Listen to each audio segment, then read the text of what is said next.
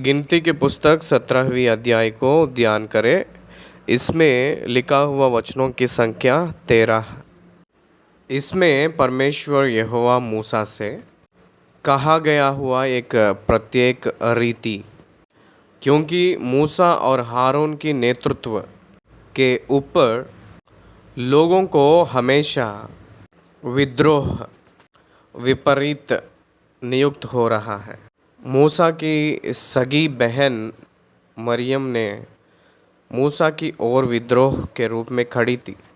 Levy के परपोता कोराह विद्रोह किया था। वैसे ही रूबेन के संतान से दातान और अबीराम ने विद्रोह के रूप में खड़े थे। ऐसे कितने दिन झेलना पड़ेगा याजकत्व और नेतृत्व के ऊपर जो आ रहा है विद्रोह को परमेश्वर ने फुल स्टॉप रखने के लिए सोचे थे, रोकने के लिए सोचे थे। परमेश्वर ने हारून को हाई प्रीस्ट के रूप में नियुक्त कर लिए थे और हारून के वंश को हाई प्रीस्ट की रूप में नियुक्त कर लिए थे। ये बहुत प्रामुख्य की चीज़ है। ये पीढ़ी पीढ़ी से लोगों को जानना चाहिए, नहीं तो ये प्रॉब्लम एक जनरेशन में ही नहीं, फर्दर रूप में हर एक जनरेशन में ये समस्या आने वाली मौका हो सकता है कि आगे जनरेशन्स में ये समस्या उठ सकती है। क्यों फलाना फैमिली ही याजकत्व के काम करना चाहिए? क्यों हम लोग क्या कम किए हैं कि हम लोग नहीं करना चाहिए? किसमें हम लोग कम हैं, वो लोग बड़े हैं? Why should we give honour to that family particularly? वो हारून के काल में जो लोग थे, प्रजा थे, उन लोगों को शंका आए ना आए, अगले पीढ़ी में ये समस्या और ये शंका आ सकती होगी। इसीलिए एक परमानेंट सॉल्यूशन परमेश्वर ही दिखाने के लिए सोचे थे। Only God can do the permanent solution. याद रखिएगा, परमेश्वर ही हर एक समस्या का सुलझाव कर सकते हैं। उद्धार के विषय में निरंतर अनंत सॉल्यूशन यीशु मसीह के क्रूस वो केवल परमेश्वर ही किए थे। याजकत्व में पुराना नियम कितने साल तक वो चलेगी, उतनी काल तक, उतनी सालों तक हारून के ही परिवार में से परमेश्वर की सेवकाई यानी प्रधान याजक को नियुक्त करना, ये सॉल्यूशन भी, ये सुलझाव भी परमेश्वर का ही था। इसीलिए गॉड्स सॉल्यूशंस आर परमानेंट। उसके लिए परमेश्वर जो दिए हैं उस रीति को वो लोग पालन किए थे।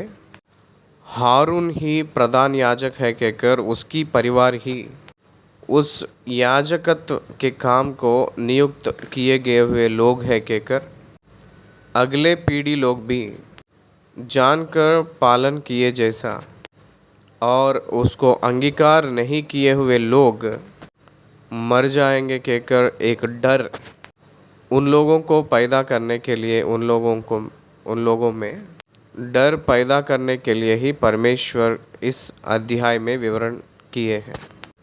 आइए हम लोग पहले वचन से ध्यान करें।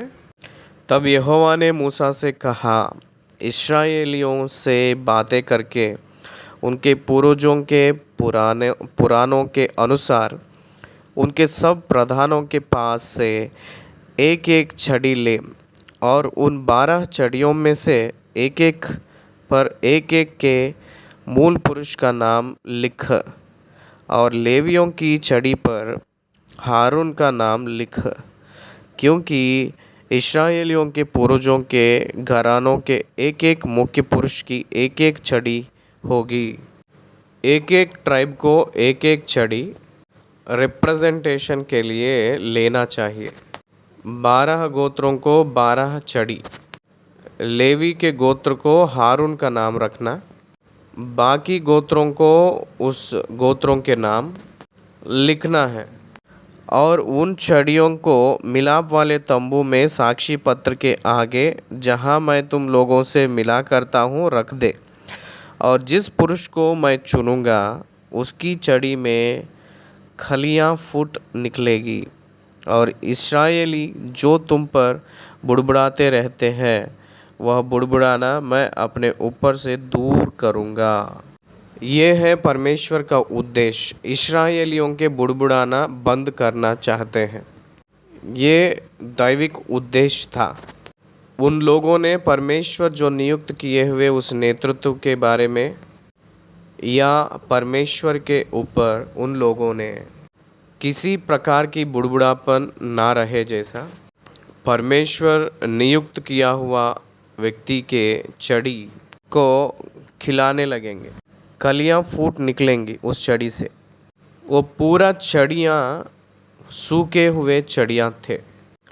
छड़ी कलियां फूट कैसे निकलेंगी? एक पौधा कलियां खिलना है तो वो धरती का संबंधित होना चाहिए, पृथ्वी पे रहना चाहिए।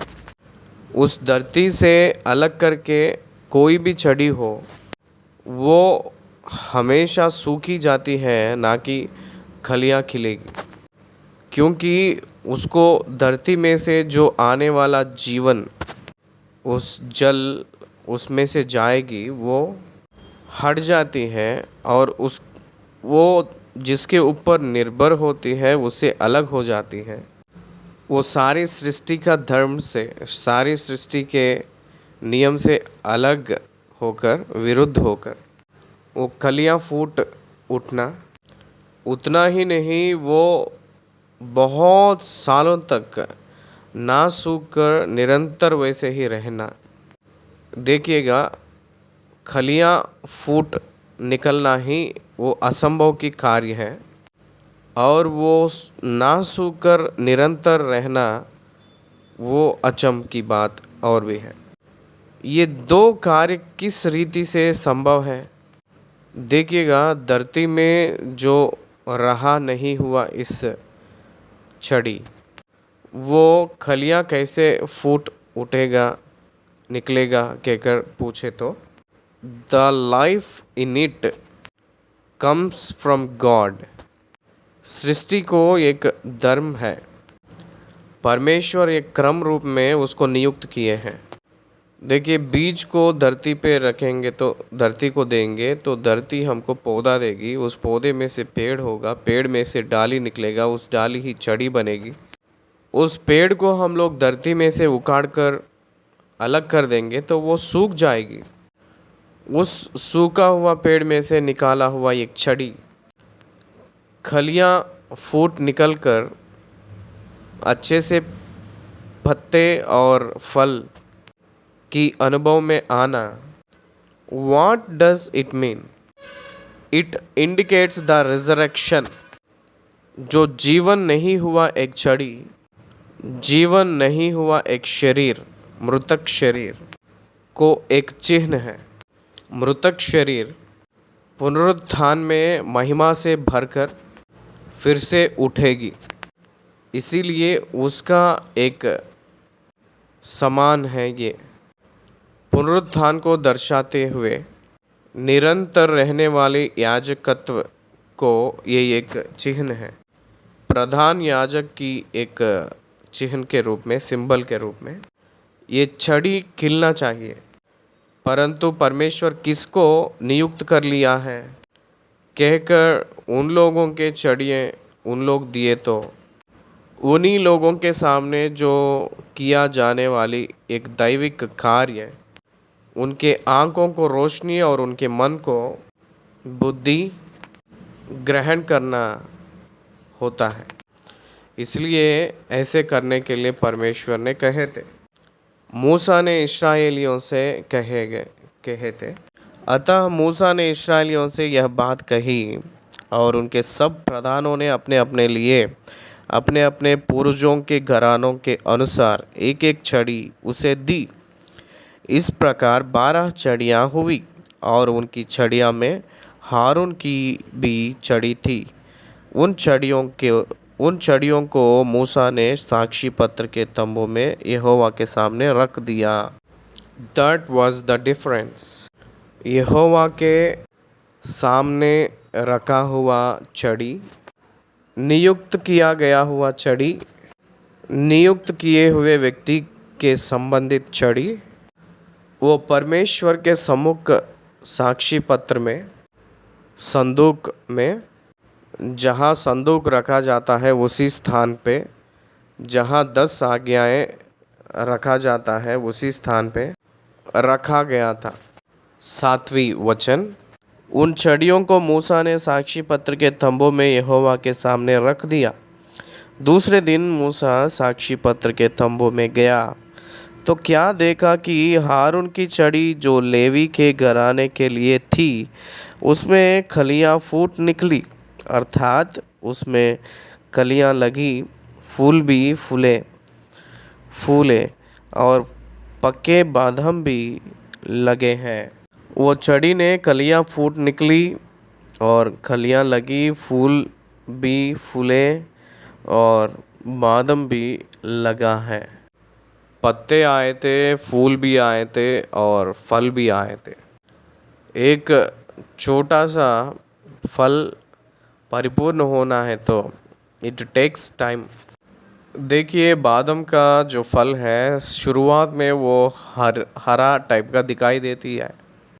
वो धीरे धीरे बढ़ते हुए वो पकते समय वो लाल रंग में होती है, लाल रंग में बदल जाती है बादाम का फल। इसका मतलब कुछ दिन तक वो बादाम का रंग बदलती रहती है। बादाम का फल बनना, बादाम ने फल के रूप में बदलना, इसका मतलब यह है कि ये पूरा परमेश्वर अपने हाथों से स्वयं किया हुआ कार्य है।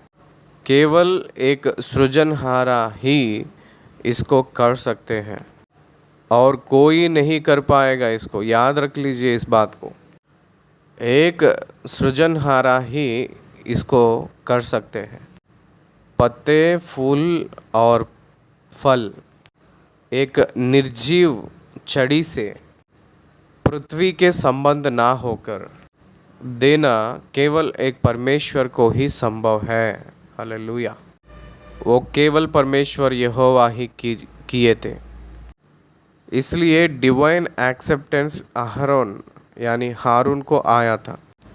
ये परमेश्वर ही नियुक्त कर लिए थे हारून को, और परमेश्वर ही उन लोगों को, हारून के वंश को अंगीकार किए हैं कहकर बाकी लोगों को समझ आने के लिए ये कार्य दिखाए थे, और उन सब लोग जानकर हारून को मानने लगे।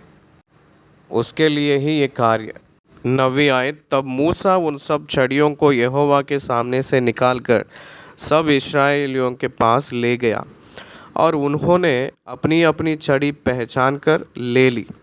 फिर यहोवा ने मूसा से कहा, हारून की छड़ी को साक्षी पत्र के सामने फिर धर दे कि यह उन दंगा करने वालों के लिए एक निशान बनकर रखी रहे कि तू उनका बुड़बुड़ाना जो मेरे विरुद्ध होता रहता है भविष्य में रोक रखे, ऐसा ना हो कि वे मर जाए। और मूसा ने यहोवा की इस आज्ञा के अनुसार ही किया। खलियां फूट निकला हुआ उस छड़ी मिलाप वाली तंबू में परम पवित्र स्थान में संदूक में रखा जाएगा। संदूक में हारून जो उनकी छड़ी, हारून का खलियां फूट निकला हुआ छड़ी निरंतर याजकत्व को दर्शाती है, पुनरुत्थान यीशु मसीह को दर्शाती है। मृतक हुए के बाद एक वृक्ष के रूप में जी थी। जब वो जीवित थी उसको धरती में से उखाड़ा गया है, भूमि में से मर गई थी। सूखा हुआ छड़ी एक लाश की समान है। कलियां फूट निकलने का अनुभव एक पुनरुत्थान की स्थिति को दर्शाती है। खलियां फूट निकली हुई उस छड़ी उस बादम की छड़ी कहाँ रहना चाहिए? परमेश्वर के सम्मुख पे रहना चाहिए। पुनरुत्थान यीशु मसीह ने परमेश्वर के सम्मुख अंगीकार होकर उसी सिंहासन पे विराजमान थे। परम पवित्र स्थान में साक्षी पत्र संदूक में रखना परमेश्वर के सिंहासन में जो बैठा हुआ मसीह को दर्शाती है। इसलिए resurrected Jesus Christ the real high priest before God for the church, परमेश्वर की कलीसिया को प्रधान याजक के रूप में यीशु मसीह ने परमेश्वर के सम्मुख में दिखाई दे रहे हैं। ये है इसका अर्थ। 11वीं आयत, और मूसा ने यहोवा की इस आज्ञा के अनुसार ही किया। सारी दुनिया का बुड़बुड़ाना मिटना है। किसके ज़रिया पता है? यीशु मसीह के पुनरुत्थान के ज़रिया। दुनिया में किसी को जो नहीं हुआ उस कार्य यीशु मसीह को ही हुई थी, वो पुनरुत्थान कार्य है। उनकी पुनरुत्थान की पहली फल, उनसे ही पुनरुत्थान संभव होगी। वो एक प्रथम फल के रूप में परमेश्वर की ओर से पुनरुत्थान के रूप में उठाए गए हैं, जी उठे हैं। इसलिए पुनरुत्थान हुए यीशु मसीह ही केवल परम पवित्र स्थान में रखा हुआ वो जो कलियां फूट निकली हुई छड़ी के रूप में स्वर्गलोक में परमेश्वर सिंहासन में विराजमान होकर, परमेश्वर की संबंधित होकर, वो एक रिप्रेजेंटेटिव के रूप में, हाई प्रीस्ट के रूप में व्यवहार कर रहे हैं। वो जिन्हों को क्षमा करते हैं उन लोगों की पाप क्षमा हो जाती है। वो जिनको परमेश्वर के निमित्त अंगीकार करते हैं उन सभी लोग अंगीकार किया जाते हैं। प्रधान याजक के वजह से क्षमा का परिस्थिति आए जैसा यीशु के वजह से उनकी विश्वास जो करते हैं उन लोगों को क्षमा आया है कहकर इस सत्य को ये याद दिलाती है। 12वीं आयत, तब इस्राएली मूसा से कहने लगे, देख हमारे प्राण निकलने वाले हैं, हम नष्ट हुए, हम सब के सब नष्ट हुए जाते हैं। जो कोई यहोवा के निवास के समीप जाता है वह मर जाता है। तो क्या हम सब के सब मर ही जाएंगे? हमारे छड़ियाँ खिले नहीं थे तो इसलिए क्या हम लोग मरना है? इस प्रकार की प्रश्न से इस अध्याय ने ख़त्म हुई है। इस अध्याय को हम लोग यहाँ समाप्त किए हैं। 18वीं अध्याय में परमेश्वर हारून से जो बात किए हुए बातों से हम लोग फिर से आरंभ करेंगे। आमीन। इस अध्याय ख़त्म हुई है। धन्यवाद।